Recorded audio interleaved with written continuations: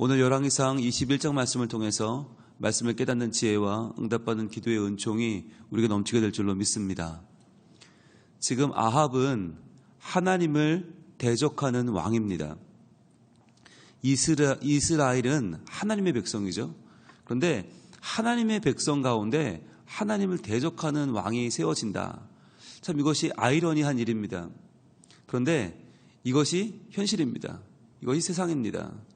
마땅히 우리는 하나님을 인정하고 하나님을 높이는 것이 맞는데 그것이 하나님 백성의 도리인데 아합 왕은 그렇게 하지를 않아요. 자, 아합 왕이 바로 전장 열왕기상 20장에서 하나님의 도우심으로 베나닷이라고 하는 아람 왕을 물리치죠. 13만 대군을 겨우 7,000명으로 이깁니다. 그런데 이 승리가 하나님께로부터 온 것 아닙니까? 선지자가, 이름 없는 선지자가 나타나서 하나님의 계획을 들려주시고 하나님의 손길로 그를 구원해 주셨는데 아합은 승리한 뒤에 자기 도취에 빠져버려요. 마치 내가 잘나서, 내가 잘해서 이 전쟁에 승리했다. 이 대승을 거둔 건 다 내가 잘한 거다. 그래서 아람 왕 베나닷을 살려줍니다. 왜냐하면 내가 이겼으니까, 내가 승자니까 내가 관용을 베풀어 주는 거예요. 그 모습을 보고 하나님은 다시금 선지자를 보내서 그에게 말씀하십니다. 아니, 내가 네 손에 붙인 적을 네가 왜 살려주었느냐 하는 것이죠. 아합은 하나님에 대한 개념이 없어요.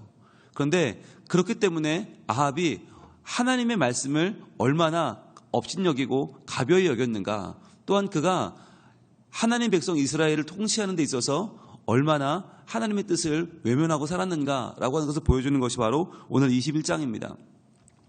보겠습니다. 그 후에 이 일이 있으니라.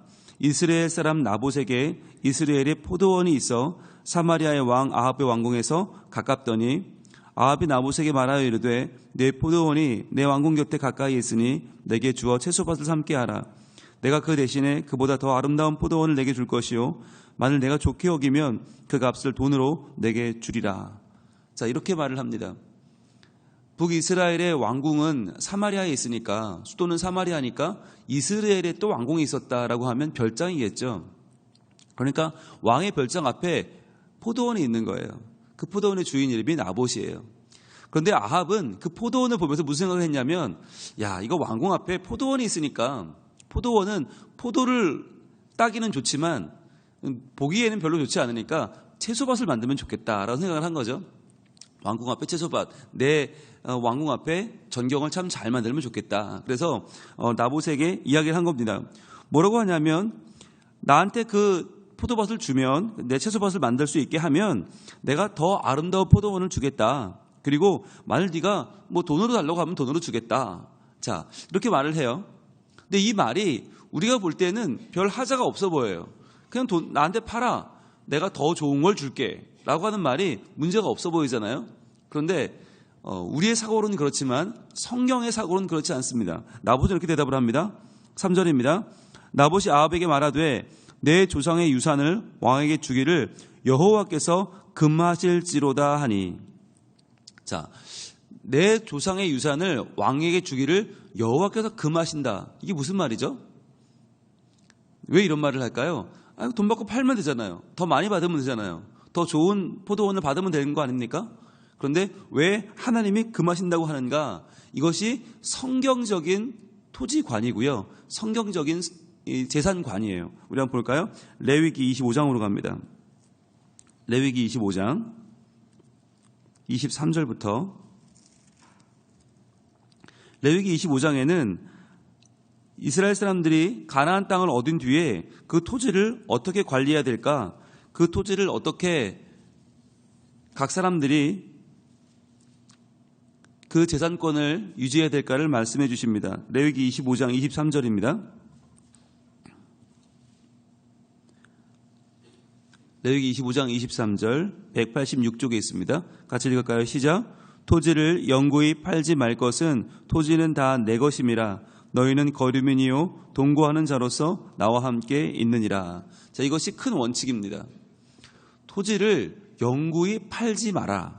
그러니까 토지를 팔 수는 있어요. 그런데 영구히 팔 수는 없어요.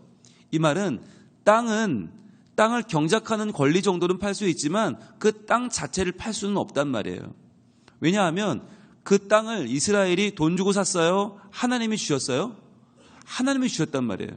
자, 400년 만에 출애굽해서 돌아온 이스라엘 백성들이 가나안 땅을 얻을 때 그 가나안 땅을 돈 주고 산 게 아니잖아요.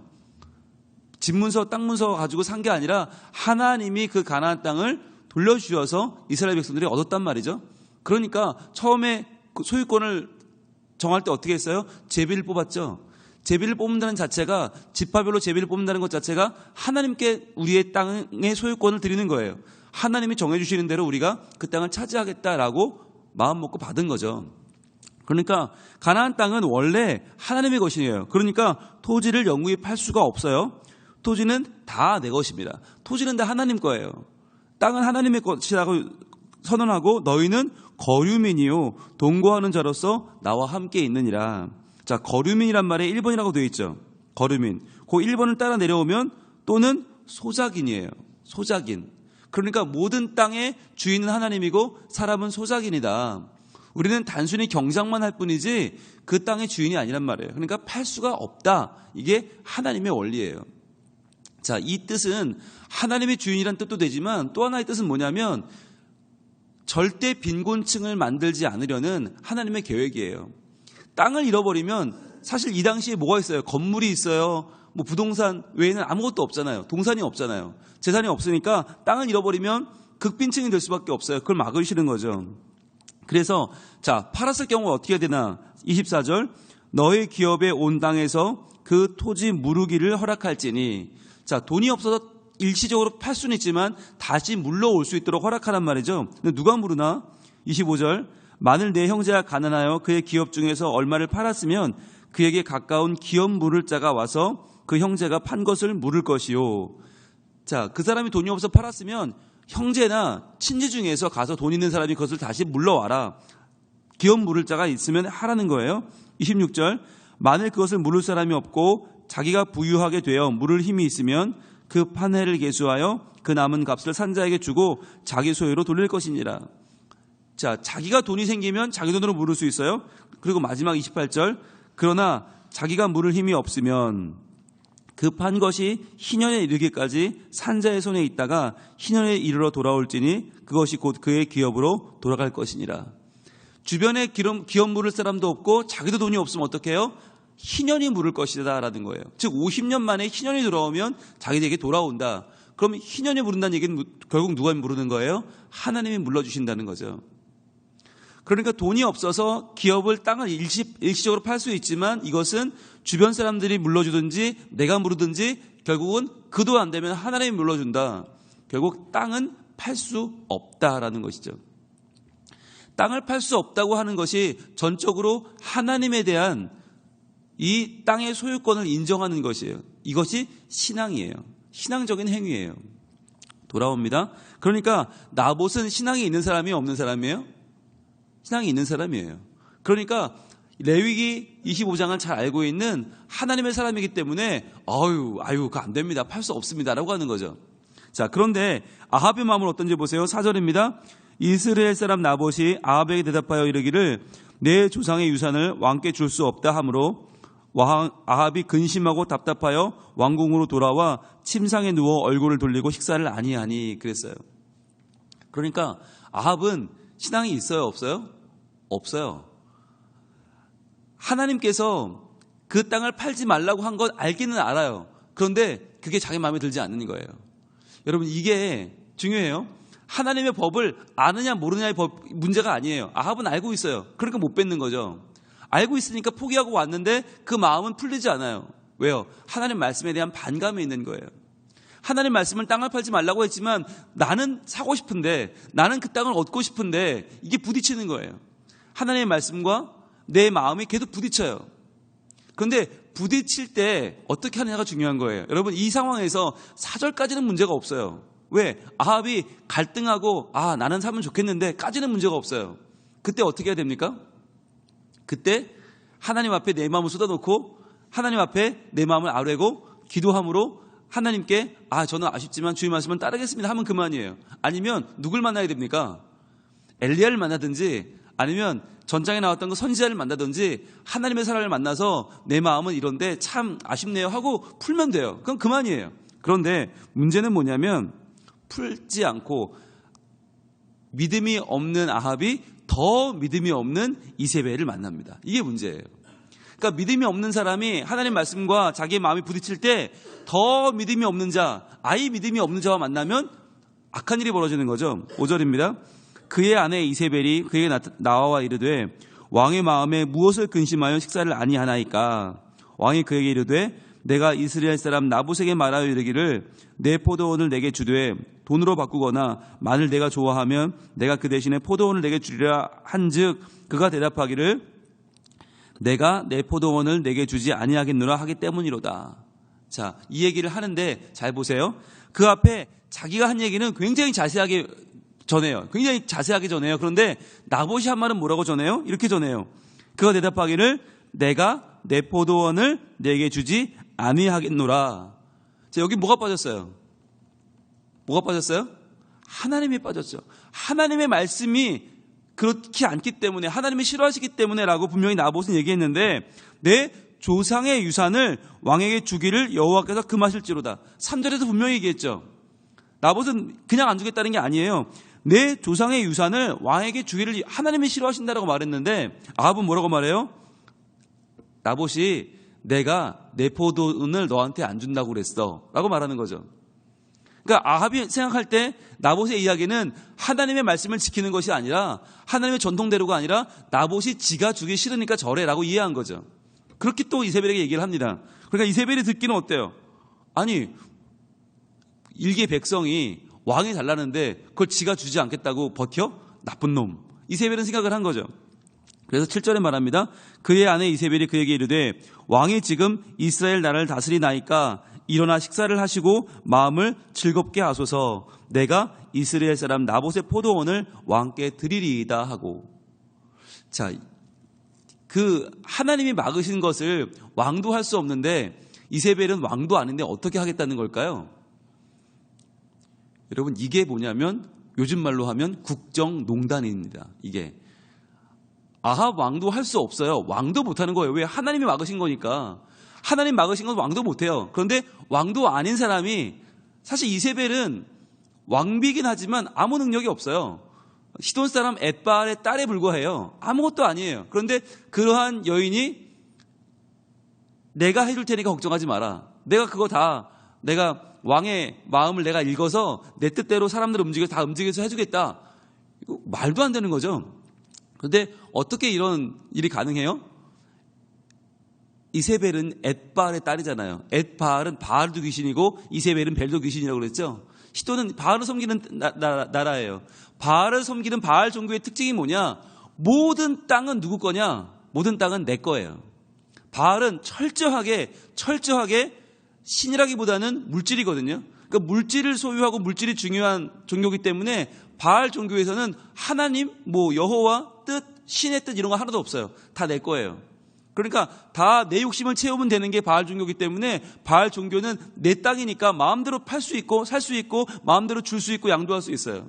그러니까 이세벨 생각으로는 어려서부터 바알의 종교에 물들어 있는 이세벨은 이게 지금 이 상황이 이해가 안 되는 거죠. 게다가 여러분 바알 종교에서 모든 게 개인 소유라고 할 때 그 개인의 왕은 누굽니까? 왕이죠, 왕. 그러니까 시돈의 모든 땅은 누구 거냐? 자기 아버지 거예요. 엣바알 거예요. 모든 나라 땅이 왕의 소유인 나라의 공주인 이세벨은 이 상황이 이해가 안 되는 거예요. 그러니까 아니 왜 왕이 이런 일에 기가 죽어 있어? 당연히 뺏으면 되지. 어떻게 뺐습니까? 8절입니다. 모든 장로와 백성들이 다 왕께 아뢰되 자 8절입니다. 아합의 이름으로 편지를 쓰고 그 인을 치고 봉하여 그의 성읍에서 나봇과 함께 사는 장로와 귀족들에게 보내니 그랬어요. 자, 지금 이세벨이 아합의 이름으로 편지를 썼다. 이게 뭐죠? 명의를 도용한 거죠. 자, 아합이 아니라 이세벨이 아합의 이름으로 편지를 쓰고 그 인을 치고 봉하여 그의 성읍에서 나봇과 함께 사는 장로와 귀족들에게 보내니 그 편지 사연에 이르기를 금식을 선포하고 나봇을 백성 가운데 높이 앉힌 후에 불량자 2명을 그의 앞에 마주 앉히고 그에게 대하여 증거하기를 내가 하나님과 왕을 저주하게 하였다 하게 하고 곧 그를 끌고 나가서 돌로 쳐 죽이라 하였더라. 자기 마음에 들지 않는다고 해서 정직하게 행한 하나님의 사람을 지금 누명을 씌워서 죽이게 한 거죠. 왜요? 그 땅을 차지하기 위해서. 이러한 일들이 이 성경의 역사로 끝나는 게 아니라 오늘날도 반복되고 있지 않습니까? 권력을 준 사람이 그 권력 위에 자기 욕심까지 채우고 더 많은 재산을 불리기 위해서 재산을 가지고 있는 사람들을 압박하고 그들을 못 살게 굴고 말 안 들면 죽여서라도 그 재산을 빼앗으려고 하는 것. 이것이 현실에도 반복되고 있어요. 그런데 이 현실은 이 성경과는 달라요. 성경에서는 이 사건을 벌인 뒤에 하나님이 엘리야를 보내십니다. 엘리야를 보내셔서 아합과 이세벨에게 이것이 잘못되었음을 말씀하시고 너희가 나봇처럼 죽게 될 것임을, 나봇의 피가 너희의 피로 되갚아질 것임을 선포하십니다. 그런데 오늘날은 그렇게 안 되더라고요. 오늘날은 그걸 다 밝힐 수가 없더라고요. 다 밝히지 못하고 수가 끝나더라고요. 그런 모습을 보면 하나님의 정의가 어디 있는가라는 것을 다시 한번 저희들이 고민하게 됩니다. 그러나 우리가 지금 볼 때에는 다 되지 않는 것처럼 보이지만 그러나 하나님의 때에 하나님께서 이루실 것입니다. 오늘 본문에서도 나봇은 억울하게 죽습니다. 그리고 아합은 그 나봇의 포도원을 차지합니다. 마치 악이 승리하고 하나님의 뜻을 지키고자 했던 나봇은 죽음으로 패배하는 것처럼 보입니다. 그러나 그것으로 끝나지 않습니다. 그것으로 끝나지 않고 하나님은 아합과 이세벨을 심판하십니다. 우리가 이 세상을 볼 때 참 불공평해 보여요. 가진 사람이 더 가진 것처럼 보이고 힘 있는 사람이 더 많이 갖는 것처럼 보이고 힘이 없는 사람은 다 빼앗기는 것처럼 보여요. 그런데 그것이 우리 눈에는 그렇지만 하나님의 정의로는 그렇지 않다는 거예요. 우리가 이사야 5장 8절 한번 보겠습니다. 이사야 5장 8절. 과연 하나님께서 말씀하시는 그 토지의 소유권, 그 토지를 하나님의 것으로 여겨서 어떻게 관리하라고 하셨는지 우리가 봤잖아요. 그런데 아합 이후에 이사야 5장 8절입니다. 구약 973쪽에 있습니다. 아합 이후에 사람들은 어떻게 행하고 살았는가? 이렇게 했다는 말이에요. 가옥에 가옥을 이으며 전토에 전토를 더하여 빈틈이 없도록 하고 이 땅 가운데에서 홀로 거주하려 하는 자들은 화 있을진저. 자, 이런 사람들이 나타났어요.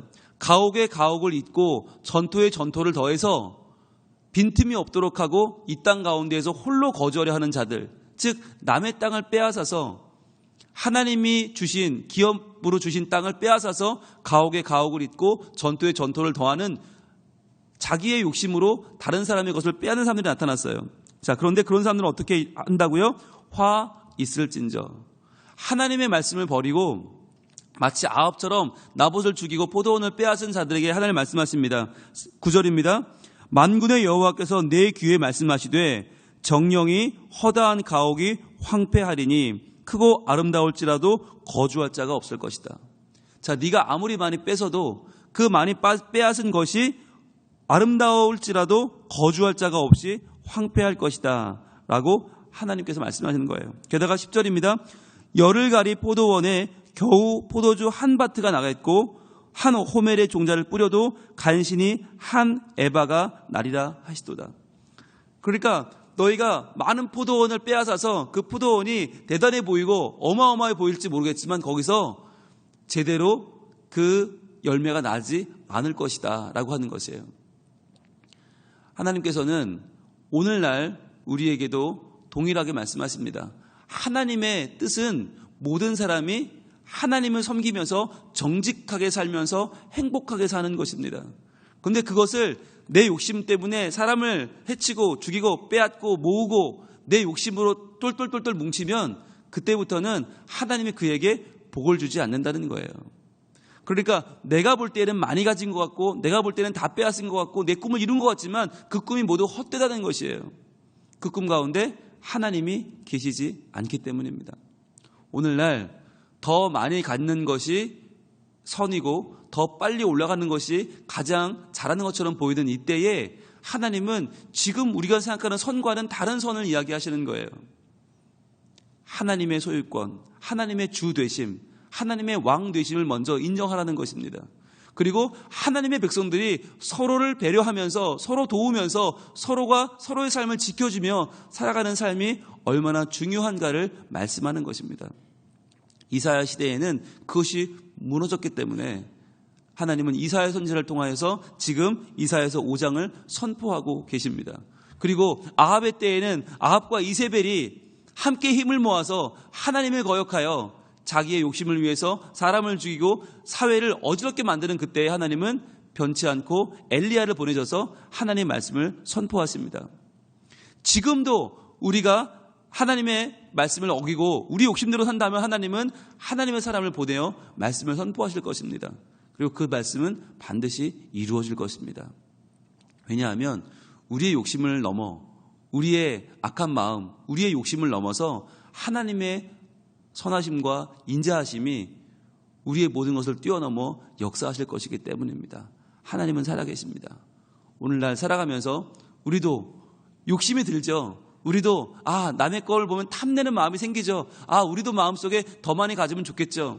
그러나 그 마음을 내려놓고 그 마음을 아합이 이세벨과 상의하듯이 더 악한 자와 더 믿지 않는 자와 상의하면서 어떻게든 그 내 욕심을 이루려는 생각을 갖는 것이 아니라 그 마음을 주님 앞에 내려놓고 하나님 말씀으로 나를 비추어 보고 하나님께서는 어떻게 생각하실까? 하나님은 어떤 것을 원하실까? 하나님의 말씀을 내 마음에 담아 하나님 말씀대로 살아 내 욕심보다 하나님 말씀을 더 귀중하게 여기는, 그리하여 오늘날 하나님의 백성들과 함께 살아가는 믿음의 공동체를 이뤄가는 하나님을 기쁘시게 하는 우리 모두가 되기를 하나님은 원하고 계십니다. 기도하겠습니다.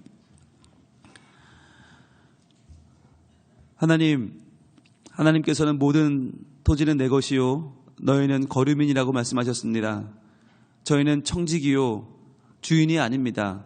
이 땅에서 주신 것을 누리며 살다가 잘 관리하여서 하나님께 영광을 돌리고 가난한 이웃을 돌보는 삶을 살다가 저희들 주님이 오라 하시면 기쁨으로 가면 되는데, 저희들 이 땅에서 너무나 많은 것에 욕심을 부리고 마치 아합처럼 내가 가질 수 없는 것을 가지고 싶어서 안달을 하고 있지 않습니까?